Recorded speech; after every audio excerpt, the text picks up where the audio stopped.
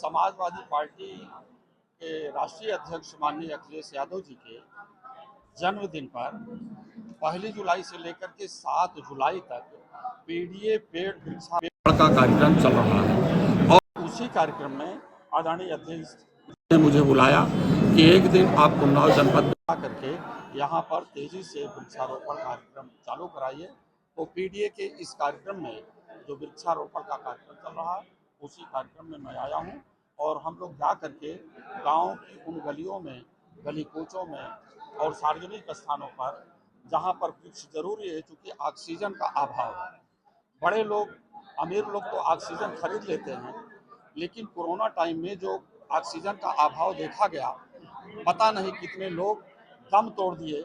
तो ऐसी स्थिति में पेड़ों का अभाव है और बड़े बड़े जंगल को सरकारें उजाड़ रही हैं और पूंजीपति लोग उसको खरीद करके उन बस्तियों को भी उजाड़ दे रहे हैं।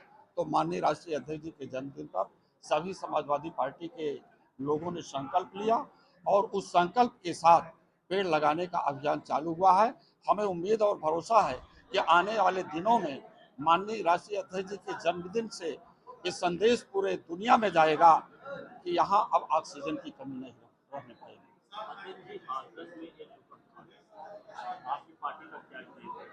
हमारी पार्टी का स्टैंड गरीबों, शोषितों, वंचितों को सम्मान देना, साथ ही साथ स्वास्थ्य के क्षेत्र में जो गरीब लोग हैं, मजबूर लोग हैं, माननीय राष्ट्रीय अध्यक्ष जी जब मुख्यमंत्री थे 2012 से 17 के बीच में पता नहीं कितने मेडिकल कॉलेज खोले, पता नहीं कितने अस्पताल बनाए, और लेकिन आज भारतीय जनता पार्टी के लोग बता दें कि उनके 7 साल की सरकार है, एक अस्पताल बता दें, एक मेडिकल कॉलेज बता दें। हमने हाथरस में देखा, कहीं दवाएं नहीं है तो डॉक्टर हैं, डॉक्टर हैं तो दवाएं नहीं हैं। इस प्रकार की प्रक्रिया हाथरस में चल रही है।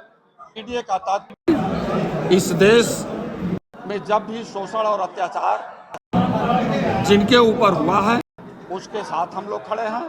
बाबा साहब डॉक्टर अम्बेडकर जी ने इसीलिए संविधान दिया है और उस संविधान में पीडीए का तात्पर्य केवल पिछड़ा, दलित और माइनॉरिटीज ही नहीं है, अगड़ी जात में भी जो पिछड़े हैं, जिनका शिक्षा के माध्यम से या अन्य तरीकों से विकास नहीं है, उनके भी विकास की बात करेंगे और महिलाओं के विकास की बात करेंगे।